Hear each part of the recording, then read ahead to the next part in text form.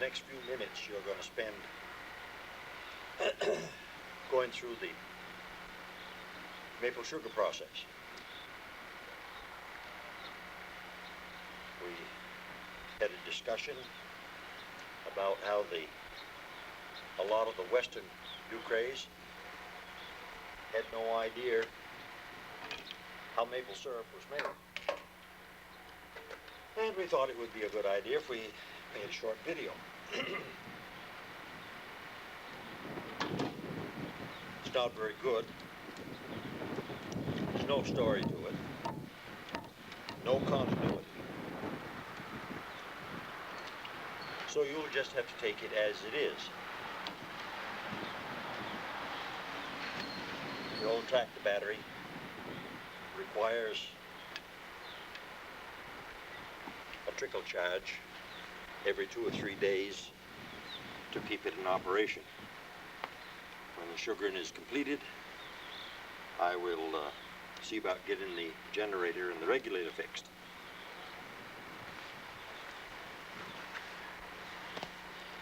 It'll be a lot handier than stringing this cord every time. Check the oil while we're at it. Just right.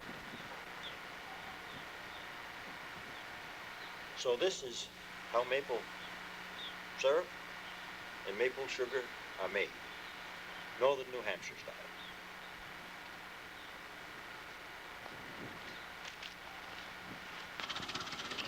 This is April 1st, 1996.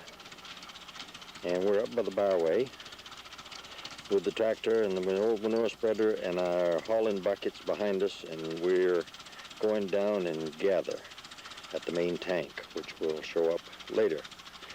Irwin Parkhurst is boring holes in a 2-bucket tree. The number of buckets on a tree is determined by the diameter, and Irwin is boring the holes the old-fashioned way. In fact, he's using Hap's old brace right at the moment to bore these holes. We'll get a closer look and see how that's done. Irwin's driving the spout in with the old hatchet, and he'll hang a bucket on, and we'll give it 30 seconds to see if the sap is running. Indeed, the sap is running. They say that when there's dripping 2 drops per heartbeat, it's running good. And right at the moment, Irwin is cleaning off the bark, ready to bore another hole with a second bucket. Holes are bored in about 2.5 inches.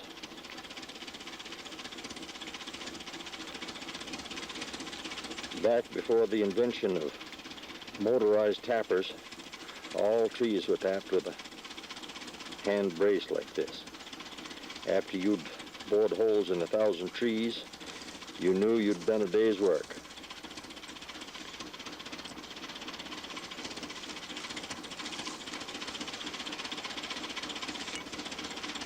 Drive in the spout.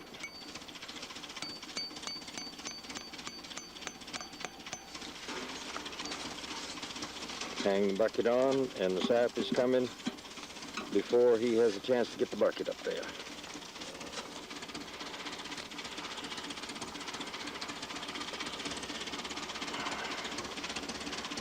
That's running good, Duke.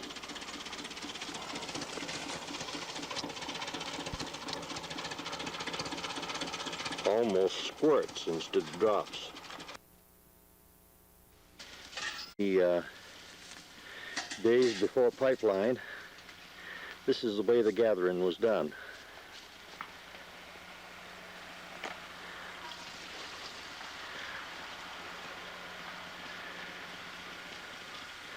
One bucket at a time, and poured into a pail so that it could be carried to the gathering rig.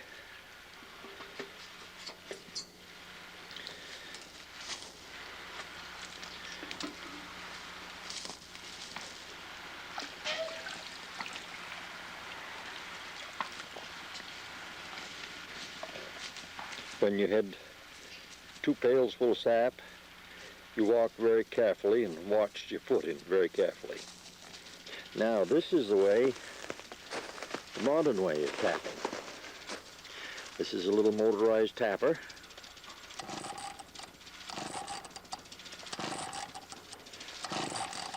And once you get it started,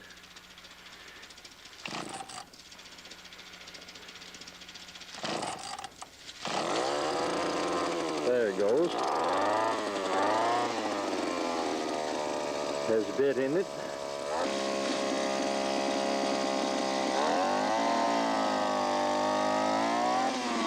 And as you can see, it's a lot faster than the old hand brakes.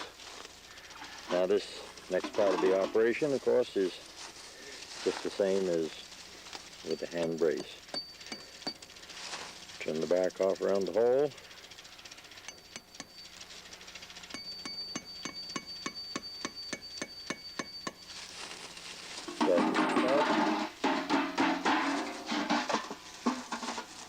Sap's running,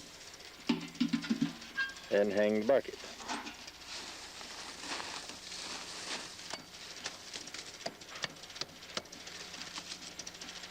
Running good too.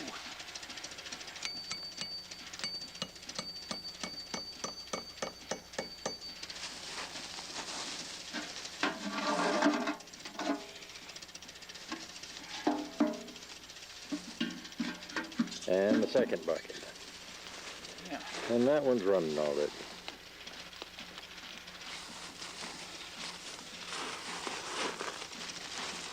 And now to the next step. Okay, I am down by the tank where the main line comes in, pipeline. And Irwin's coming down through the woods by the old couch pile right now to this little loop and turnaround we've made here by this tank. Sap runs from approximately 160 trees into this main pipeline in this tank.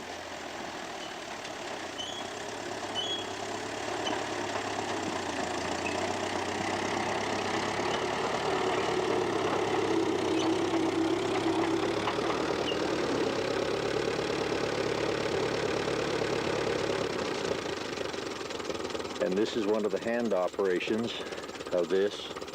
We have to bail it out of the tank and into those white drums to get it back to the sugar house.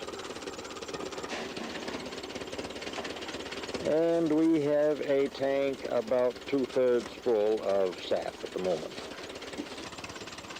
It's running a pretty good stream into the tank now. We're going to gather and go back to the sugar house and start right in boiling.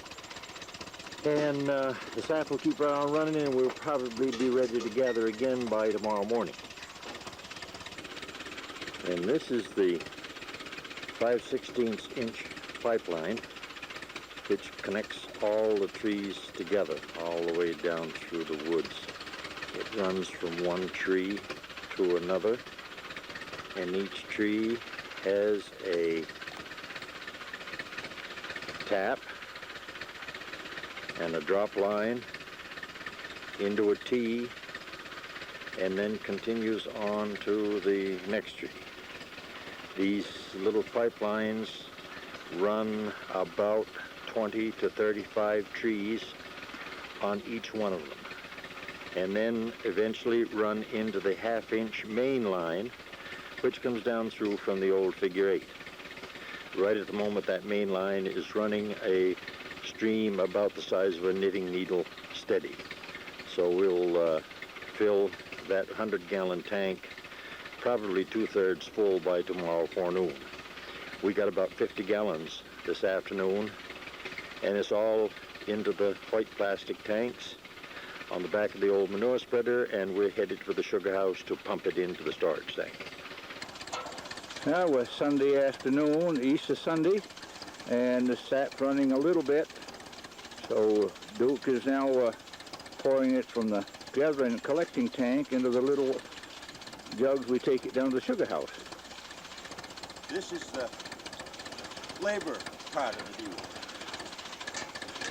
That's the disadvantage of not having a sugar house on the lower end of the lot. Right.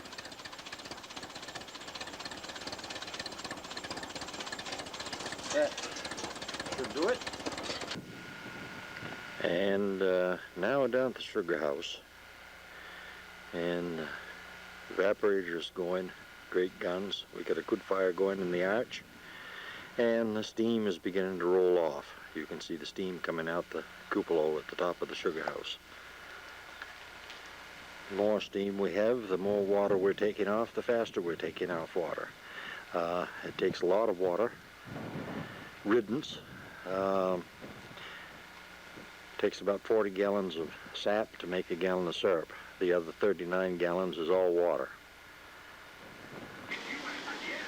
And inside the sugar house, this is the storage tank and the main feed line over to the evaporator. This is a coil of copper that I rigged around the stack, which is very, very hot. And it helps to preheat the sap a bit as it's going around the coils around that hot smokestack. And then around that bowl and down into the bottom of the main float valve. This float box meters the sap into the back pan. The float is adjustable so that I can adjust the level of the sap in the back pan. And this is what's called the flue pan or back pan. It has a number of flues that go down into the firebox. The fire runs lengthways of this flue pan, creating a very hot boil. As you can see, the higher that boils, the more water is coming off. We try to hold that at a steaming point approximately there or a bit higher. We don't like to have it run over because it causes quite a mess.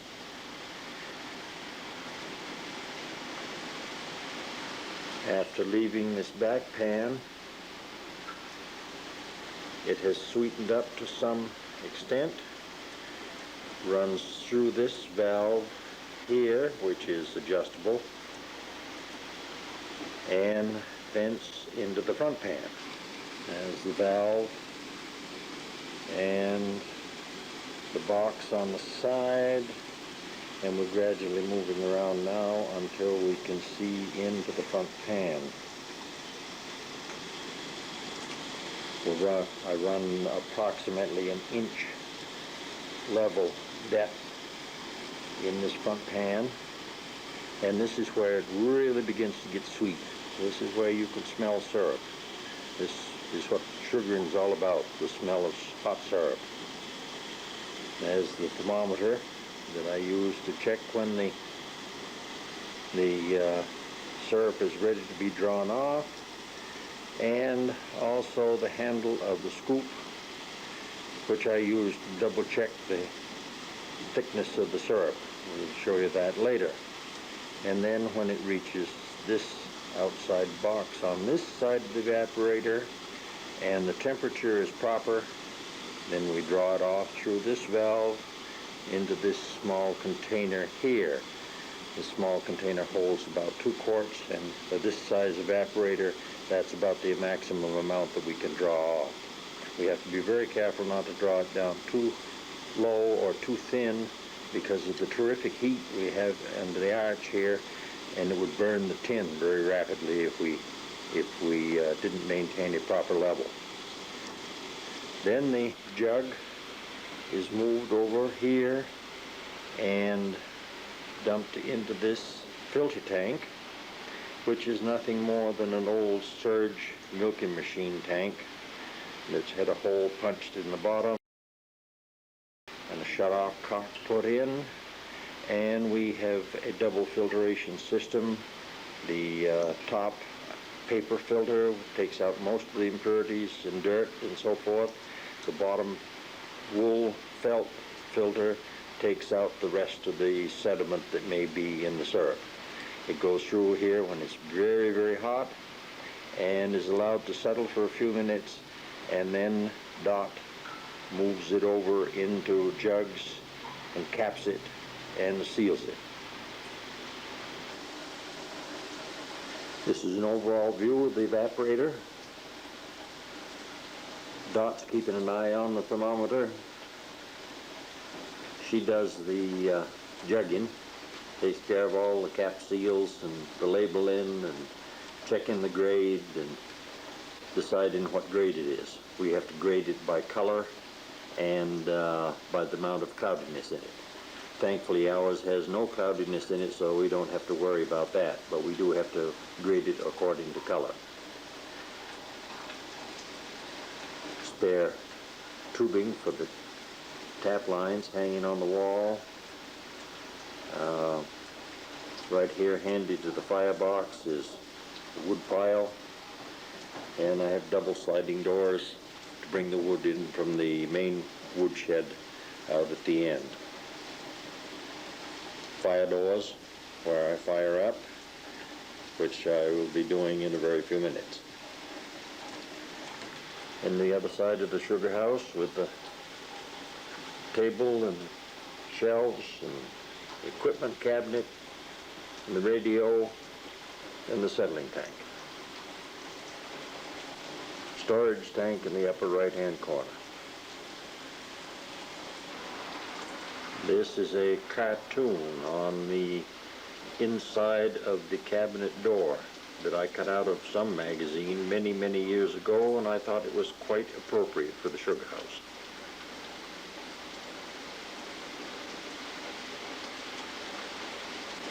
Dot has got one of our little grade bottles, and she's going to grade it for color. Yeah. Okay, this is a little glass bottle which she fills and puts a cover on it. And this goes into a rack with imitation syrup bottles in it, and it's graded for color.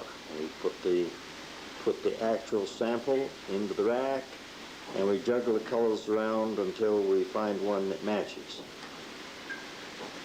Well, I'd call it the same as yesterday. Which is? Dark amber. Dark amber, okay.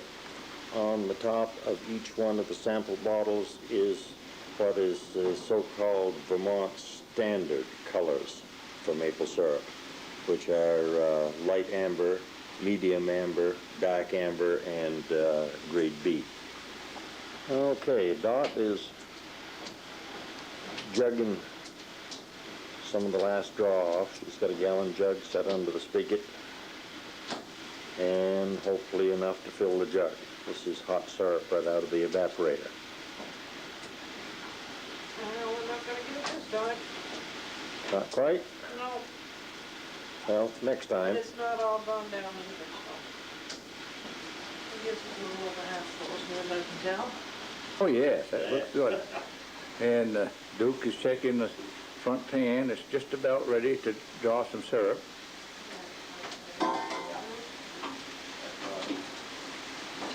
The fire isn't burning as well today as it might. Well, the weather isn't that great. Hap never had one of these when he was sugared to tell him when it was syrup. He always used a dipper. Put the dipper in the hot syrup and watch the drips coming off on the apron like that, hangs together. Probably anyone who's cooked sugar would know what that's all about. But he knew that when the drops came off in an apron like that, that it was ready for syrup, which this is. And we have got the syrup coming out of the box valve on the front pan. Dot keeps an eye on that. At the same time, watching this, Someone has to watch the intake valve on the other side to make sure that a steady flow is maintained in the front pan so it won't go dry.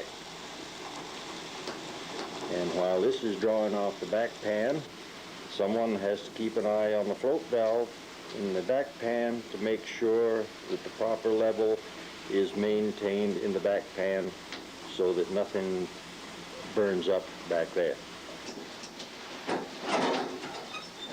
Start carrying over the syrup and putting it into the screener and the settling pan.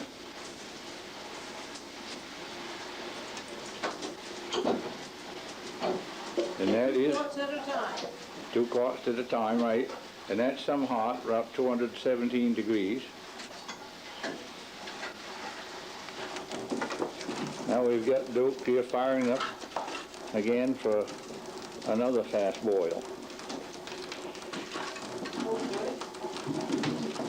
And quite often those doors will become cherry red when the fire's burning well. They were this time when I opened them. April 11th. Looking out through the back door. And it started snowing yesterday. And we've had a pretty neat little storm. It snowed about all last night. Now the wind is blowing. And this is what the sap works looks like this morning. Snow all over everything. My next project is going to be to unhook the tractor and see if I can break a track up through the snowbanks and get down to the gathering tank. I'm sure that among other things the sap has been running because the temperature is up this morning just about freezing or a little bit above. So I'm going to have to work my way up through a snowbank and break a track out and come back and get the gathering tanks and go from there. I don't know whether spring is ever going to come to this country. This is April 12th, just 24 hours from the pictures that I took yesterday, and that 16 or 18 inches of snow that was here on the ground yesterday is pretty near gonzo. It's gone the good way of all good snow drifts right down the ditch somewhere. Weather is very mild, the sap is running good, and we got everything at a full bore. Steam is rolling out the cupola, and we're getting rid of a lot of water. Dot and I have already taken off about a gallon of syrup, and we've got more to go. Irwin and Bob are up right now with the tractor and after another gathering of sap. The boys are just coming over the hill.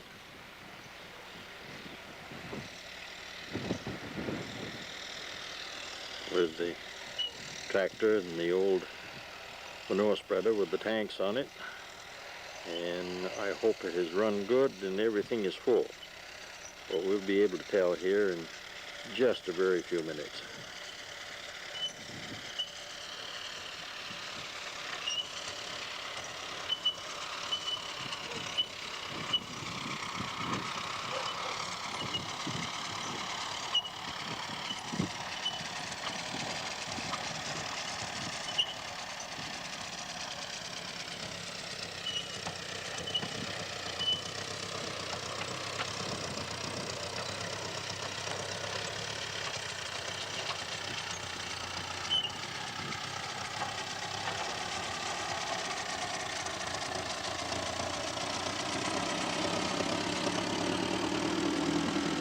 There, they're down into the backyard. Now if they can get it turned around, we'll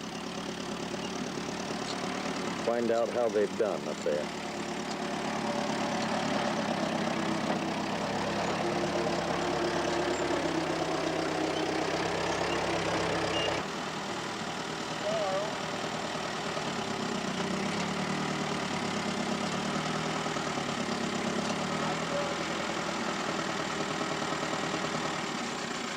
How'd you do, Bob?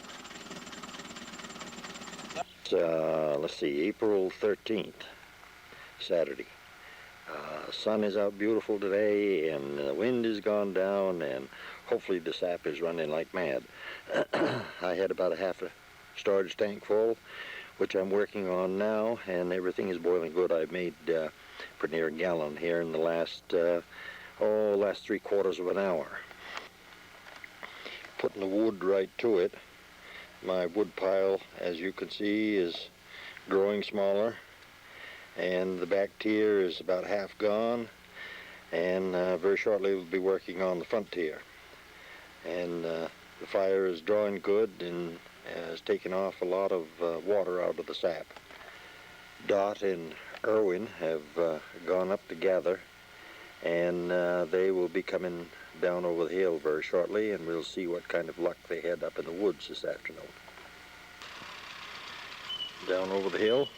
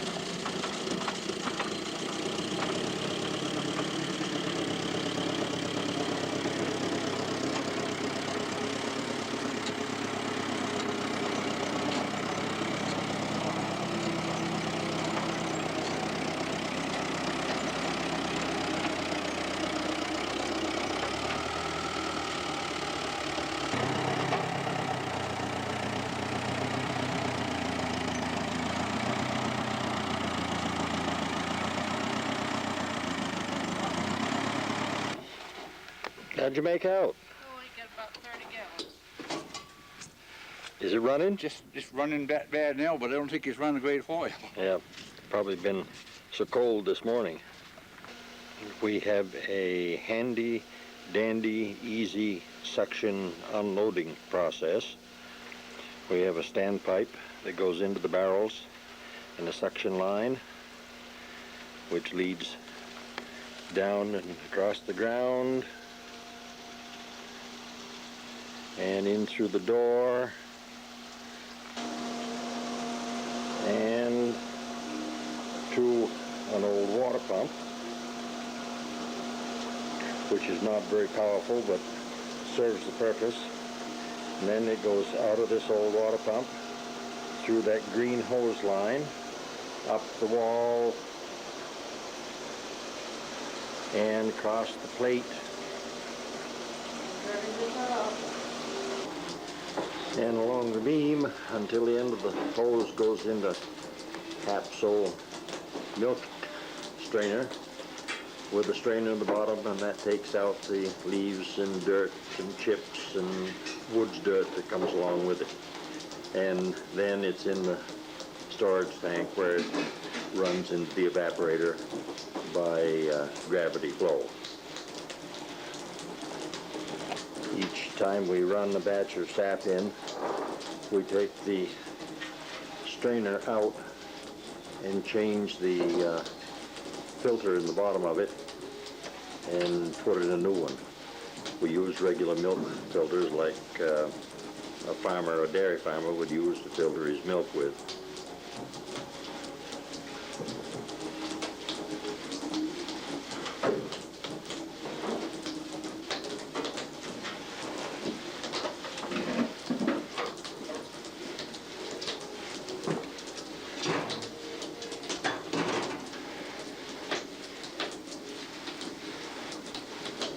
That's the dirt that we've collected from this batch of sap.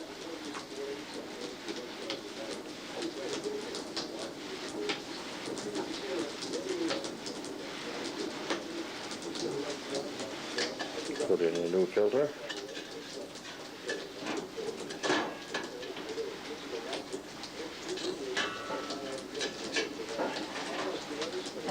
A retaining wire.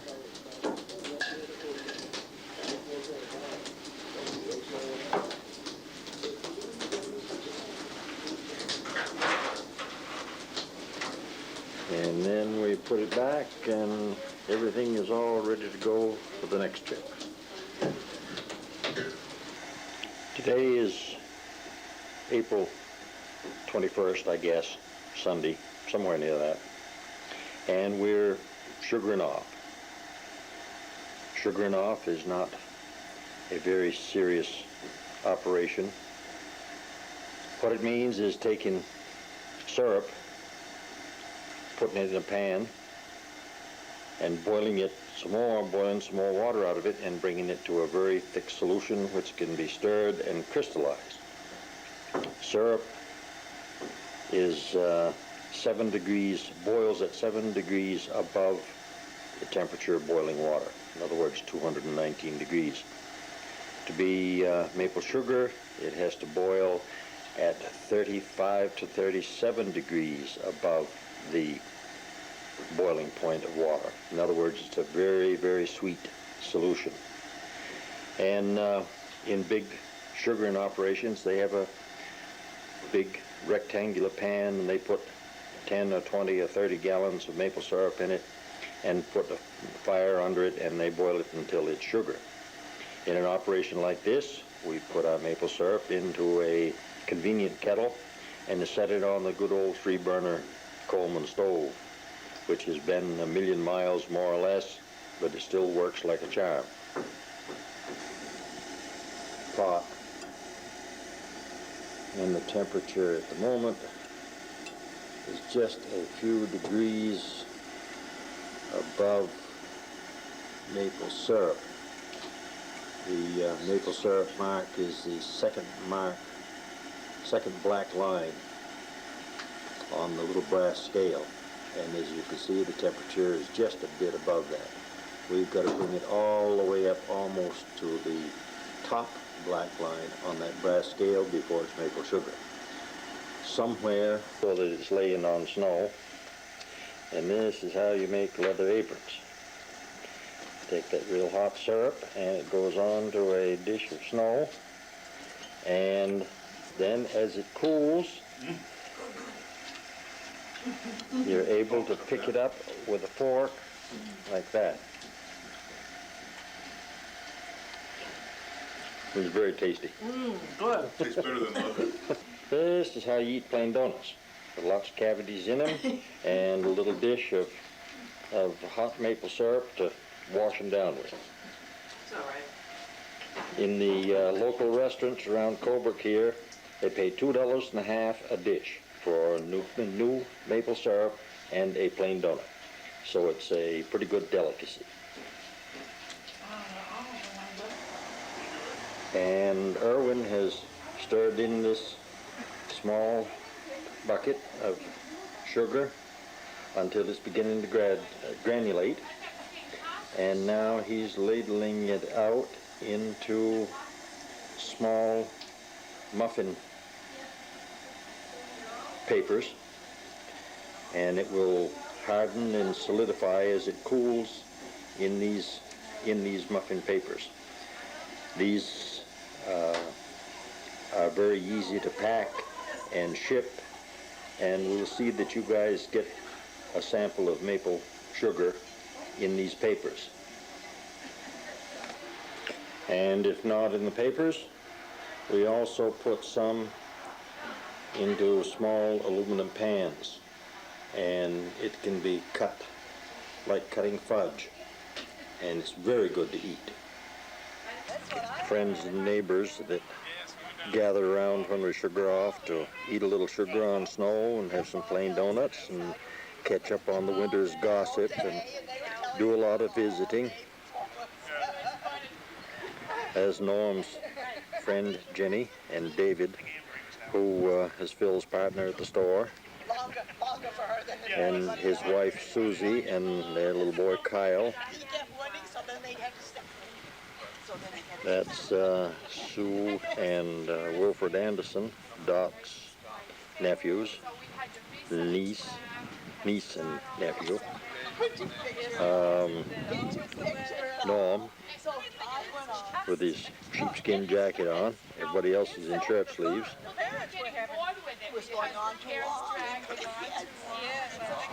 Susie and there's Doc.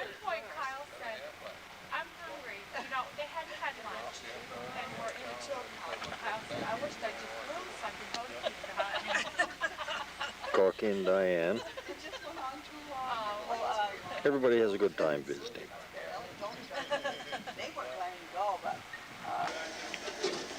Irwin's scraping the last of the sugar bucket out, getting the last scraps. It's all good. And meantime, we've got another batch started. Boiling nicely. Temperature is up to halfway between the second and third black line, whatever that signifies. Oh, yeah. We have a batch of sugar almost ready to come off, and we have just had a big discussion about how Hap used to tell when it was sugar, because he never had a thermometer. And I remember him making a little loop out of a corky. Hold it up there for a minute so I can see it. Yeah, a little loop out of a twig, a green twig in the bushes. And he'd tie a little loop, and when he could put it into the syrup and blow a bubble, like Corky just did then, it was sugar. And that's the way he told. He didn't have a thermometer, but when that would blow bubbles, he knew that it was ready to be stirred in and it was going to be sugar. So I guess we proved that it's as good as a thermometer. And also, our thermometer says it's sugar. What more can you ask?